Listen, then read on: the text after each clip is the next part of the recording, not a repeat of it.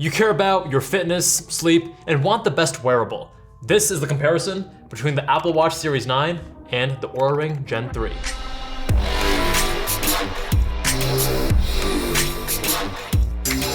Let's start with design and form factor. Two main considerations here. One is use case and the second is personal preference. It's gonna make more sense later in the video when we discuss the relative strengths and weaknesses of each. The Apple Watch is a watch. No shit, Sherlock. You wear it on your wrist, that's the intended use case. The data is the most accurate there and the functionality makes the most sense. You can also wear it on your bicep, you can wear it on your ankle. They have straps for that, but the data isn't gonna be necessarily as accurate there. The Oura Ring is this sleek ring. It's slightly thicker than a regular ring, but it's simple, elegant, futuristic. When it first came out, everyone was amazed. This is the Heritage, the original Gen 3 that has a little bit of a ridge on the back of your hand, dorsal surface. And this is the Horizon, which is circular all the way around, but has a small dimple on the opposite side, the palmar surface, the ventral side. So I said two things. The first being personal preference. Self-explanatory, right? You're probably gonna prefer one over the other just based on what feels comfortable. But keep in mind that you can probably adjust to the different form factors easier than you think. For me, wearing a ring during the day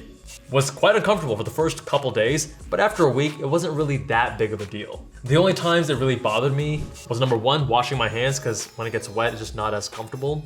And after you dry your hands, you still have the wetness around the ring. And also when doing certain types of strength training, resistance training, things like barbells, dumbbells, lat pull downs, pull-ups, anything that you need to grip strongly and the thickness of the ring interferes with that. Other than that, it kind of vanished into the background. And keep in mind, if you do decide to wear this during your strength training workouts, you're definitely gonna scuff this up. It's gonna get quite a bit scratched up. And it's not quite as comfortable to tightly grip a bar when you have this chunkier ring on your finger. Now, wearing a watch, on the other hand, is much more natural for me during the day. I think a lot of us do that with our analog watches. But wearing it at night was initially uncomfortable. Again, after a few days, I adjusted to that as well. The other thing to keep in mind is if you enjoy analog watches, then a ring is gonna pair a lot better with that. You can wear your analog watch and your ring and still get your fitness tracking. Or you can be a weirdo like me and wear your Apple Watch on one wrist and wear a analog watch on the other. Right now I'm wearing a Whoop band because I'm just doing some testing. We're doing a comparison video coming soon, so subscribe if you wanna see it. And I'm probably in the minority when I say this, but I've always considered the Apple Watch to be kind of ugly. You can please some of the people, but people like this gentleman are right. This is the Series 9. I think the best looking Apple Watch is the Ultra. It is far more functional and rugged and it looks purposeful, but I felt like the added weight, the cost, the bulk, it didn't make sense for me, especially since I sometimes wear two watches. So the Series 9 was the winner for me. Next, let's talk sleep since design and form factor is very relevant here. Oura Ring is small, unobtrusive. You're quickly gonna forget about it while you sleep. Whereas the Apple Watch, it's always felt a little bit heavy and chunky to me. But I'm also the kind of guy that sleeps either commando or in boxers, so freedom is the name of the game and Apple Watch kind of cramping my style. You can only use the Apple Watch to set alarms. It'll use haptic feedback to gently wake you up rather than waking up your partner as well. Also drawing you awake with this really unpleasant sound, whereas the Oura Ring doesn't have any alarm functionality. And the really cool thing is you can snooze it with the double tap feature, which I really love. In terms of initiating your sleep tracking, I had a lot of issues with the Apple Watch initially because turns out you need to have sleep focus mode enabled on your Apple Watch. You can do that manually from the watch or from your phone. And that would have to be enabled every time you fall asleep or take a nap. I didn't have that enabled, so for the longest time I couldn't figure out why is my Apple Watch not tracking my sleep. Obviously, you're gonna forget to do that before you take a nap, but at night you can automatically schedule it. You can schedule your sleep time. It's gonna be a static time that you set manually yourself every night, your bedtime and your wake up time. And it'll go into sleep mode on both your phone and your watch. With Oura Ring, you just wear it and it will automatically detect when you sleep, when you take a nap, and it just works like it should be. I rarely see errors with sleep tracking, naps or otherwise. In the earlier versions, again, I was using Oura since 2019. There were some issues. They've ironed all that out and I've never had an issue with this tracking a nap or a fragmented sleep, like you wake up at 4 a.m. to drop someone at the airport, come back, sleep a few hours, no problem. When it comes to the accuracy of tracking your sleep, both the Apple Watch and Oura Ring, they're more than 80% accurate. They're both top-level consumer grade products.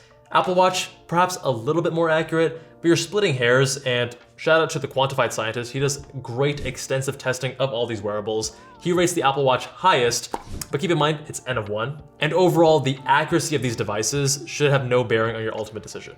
What's a lot more accurate, whether a device is 88 or 91% accurate, is how it actually gives you those insights on the phone, on the app. Because that's what drives behavior change, and if you're getting one of these devices, that's probably what you're looking for. Let's actually start with the Apple Watch, because you can actually open up the sleep app here. It'll start by showing your sleep stages, which again, not very important. Then the time of sleep, sleep duration, including trends, and then your bedtime and wake up time. Overall, not the best, most useful portrayal of data, but the sad thing is when you go to Apple Health, it's not that much better. You can go to sleep in your Apple Health app and then go to your sleep highlights. It'll give you some summaries. My average sleep in 2024 versus 2023. My blood sugar at night, because I do wear a CGM, even though I'm not diabetic. Learn more about that right up here. Sleep trends, my schedule, and then some more information about sleep.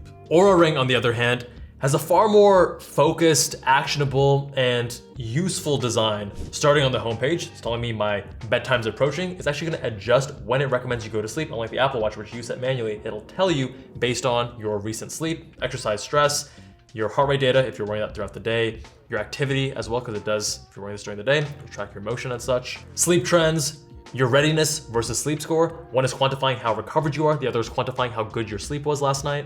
You can easily swipe at the top to go to previous days. Tap in to learn more about why you got this score. So it looks like my resting heart rate was a little bit elevated this night. I can also tap down here, go to the readiness tab and get additional data. I can see the trends of my heart rate variability, my respiratory rate, my resting heart rate, and my body temperature. When I get sick, you actually see the spike quite a bit. These are the variables that contribute to the readiness score. And you scroll down, you can see additional factors. One thing I've noticed is that Oura Ring does have a lot of issues tracking my heart rate at night. It's very sensitive to the placement on the finger. So most nights it's fine, but occasionally you'll see gaps, and sometimes those gaps are quite significant. And of course, even with following their instructions on the ring sizing and keeping things clean and positioning and all that stuff, I still sometimes have some pretty terrible issues, as you can see here. What the fuck do that mean? You can then go to the sleep tab. It's gonna tell you your total time in bed, total sleep, your sleep efficiency, and resting heart rate. Scrolling down, additional sleep contributors, and then finally sleep phases, which again, guys, not that important in the grand scheme of things. The other data points, I would argue, are much more effective. Also really cool, oxygen saturation and your breathing regularity. It'll detect that at night, which can alert you if you might have some issues. I occasionally did have issues, so that I got a sleep test done to see if I did have sleep apnea. I don't, luckily. But keep in mind, Apple Watch, it does have an O2 sensor. The hardware is there, and depending on when you bought your Apple Watch, probably still has it working. But Apple was being naughty, and due to a patent violation, they can no longer sell new Apple Watches with that functionality. It is disabled. So I actually bought my Series 9 from Costco after the ban, and it still works. So you can still get it from some resellers. All right, let's talk about fitness. The main thing when it comes to fitness is really the heart rate tracking. The gold standard for consumers is the chest heart rate strap, which is gonna use electrodes. And comparing that to the Apple Watch versus the Oura Ring, the Oura Ring does a surprisingly good job. Compared to the other rings, we actually compare all the rings up here, the Oura Ring is the most accurate with the heart rate. However, it is not as accurate as the Apple Watch, especially at the extremes. It's also very sensitive to fit and the type of exercise you're doing. So something stationary, cycling, right? Especially on a stationary bike, that's where it performs best in my experience. Riding it outside on a bike with the vibrations and such sometimes causes issues, and doing strength training, not really its forte. The Apple Watch, I gotta say, is insanely impressive. It is always within 1 or 2 beats per minute in my experience of the chest heart rate strap. Quantified Scientist also rates his Apple Watch as the most accurate heart rate tracker of any of these consumer devices. And I think part of it is not just the hardware, but also the algorithms, the way they calibrate things to deal with imperfect conditions. When the device is moving a little bit or there's some gap, how does the software actually handle that? And does it just give you gaps in data? Does it give you inaccurate readings?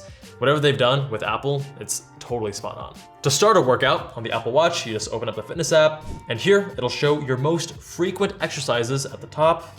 So for me, let's do mind and body. And here it's gonna track your heart rate, show that real time, the time elapsed, your active calories, total calories, which are not very accurate, honestly. And then when you wanna end it, swipe and hit end. Simple as that. You also note there are a ton of different exercises that you can choose from. Now for Oura, you press this plus button on the bottom, record a workout, and you only have 5 options: outdoor running, outdoor cycling, and walking. Both integrate with Strava, The Oura Ring is gonna piggyback off the GPS in your phone, doesn't have anything built in, whereas the Apple Watch does have built-in GPS, but it's nice that both can automatically submit your workouts to Strava. Now let's talk about automatic exercise tracking. The Apple Watch is surprisingly good. You'll be going for a walk, and then 10 minutes in, it'll notify you, hey, are you going for an outdoor walk? You tap yes, and it's gonna actually start the workout at 10 minutes because it was already tracking you for the last 10 minutes. Really cool, great stuff. Oura Ring, you open up your app, and on the homepage, it's gonna ask you, hey, were you working out at this time? When I was recently traveling overseas to India, video of that right up here, it thought that I was also doing a workout multiple times actually, during the time that I was just seated in the plane. It's a small feature, not that big a deal, but Apple Watch has it so dialed in, and when things just work, it's so nice. The Oura Ring, the automatic activity detection, usually doesn't work in my experience. Now, if you're watching this far, you clearly care about optimizing your fitness, and that brings us to today's sponsor, Element. I've been using this product now daily, every morning for the last 6 months, and also during vigorous exercise when I'm sweating a lot. Hydration is really important, and I'm loving the way it makes me feel and the way it tastes. There are certain low risk, high reward levers that we should all be pulling. Things like improving your sleep, exercising frequently, appropriately hydrating, and so on. Because these factors have outsized benefits given the inputs that they require. Now, when you think about hydrating, you're probably thinking of ultra endurance athlete. This doesn't apply to me. Turns out, depending on your job, you're probably at much higher risk than you realize. I know back when I was doing surgeon things in the hospital, I was definitely dehydrated very frequently. And my partner, who's a nurse, is also often having issues with hydration. Now, while drinking plain water is good, it's actually not optimal from a hydration perspective. Optimal hydration occurs when you consume water with sodium and other electrolytes. These electrolytes boost the absorption of fluids inside the gastrointestinal tract when present at concentrations up to about 200 milligrams per fluid ounce. That means for the same volume of fluid, the electrolyte solution is more hydrating than plain water.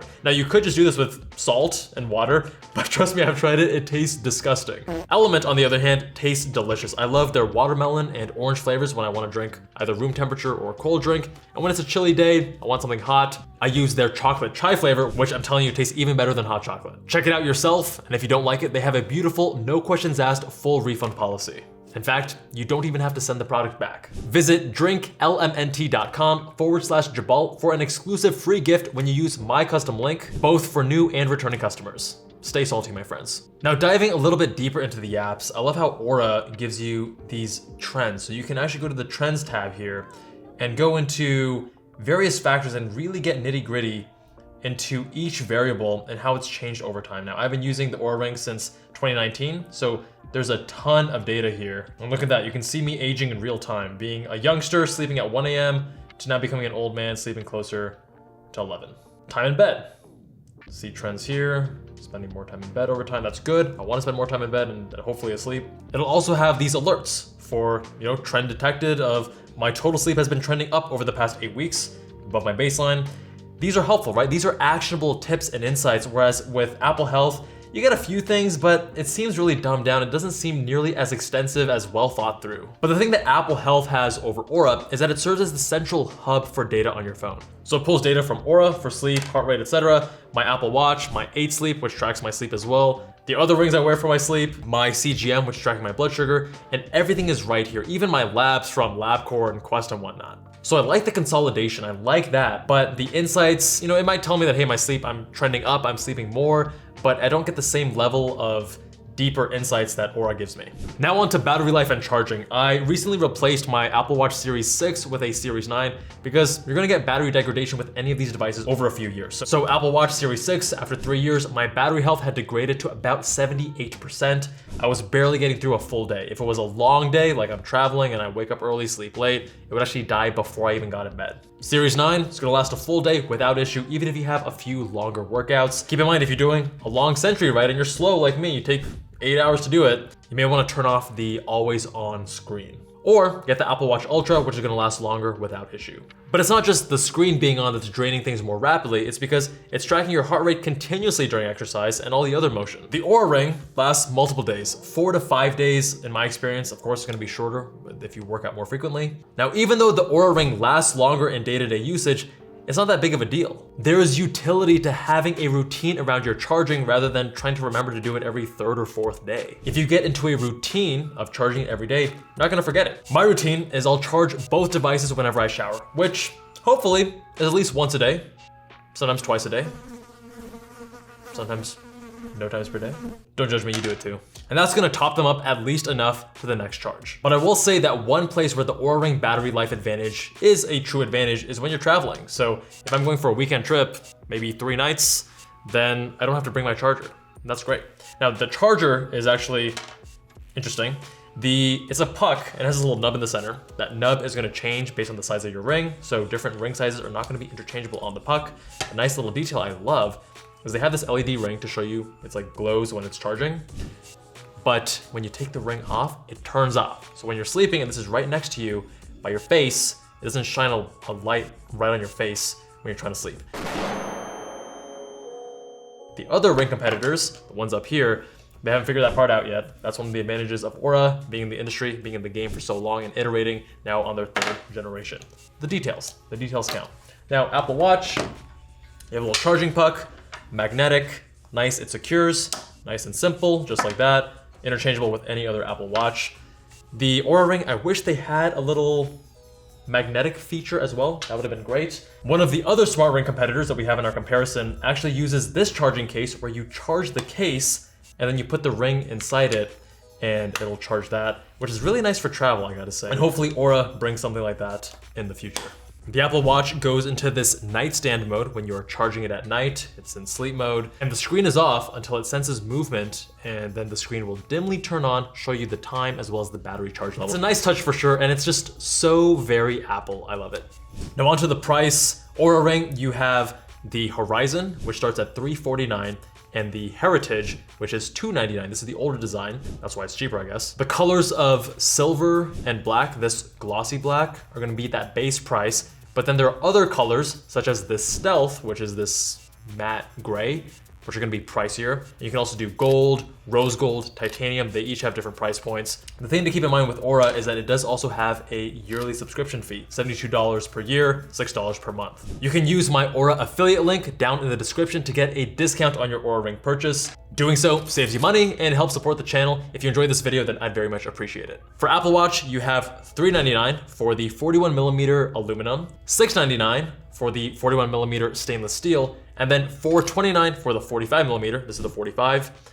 My wrists are about 7 inches in circumference, and $749 if you want to go 45mm for the stainless steel. I bought this 45mm midnight color from Costco on sale for about $350. So keep in mind the resellers are going to have these discounted. And of course, no membership fee. All right, so which one do you buy? I've been using the Oura Ring starting with Gen 2 back in 2019 and the Apple Watch since the fall of 2020. And I've been using both devices daily ever since I got them. And for me, based on the strengths and weaknesses, it makes sense to use the Oura Ring at night for sleep and the Apple Watch during the day for fitness. But if you're watching this video, you probably don't want to buy both. In that case, here's what I recommend. First, decide on the form factor you prefer, because to get the utility from the device, you need to actually be using it regularly. And if you hate wearing rings and you don't find yourself wanting to wear it that often, then where's the utility? And again, keep in mind, if you love analog watches, that this is gonna conflict with that unless you're gonna be a weirdo like me and rock 2 watches, fitness and fashion. Consideration 2, if you don't have a strong preference on the form factor, then what are you trying to focus on with the device? Is it mostly for fitness or is it mostly for sleep? If it's mostly fitness, I think Apple Watch has the better heart rate tracking, it has the better exercise selection, and it has built-in GPS. And if you're mostly interested in sleep tracking, then I think Oura has a much better app interface, it's more seamless to wear at night, and it has more actionable insights and tips. Learn more about the Oura Ring and how it compares to its smart ring competitors up here, or check out this video right here.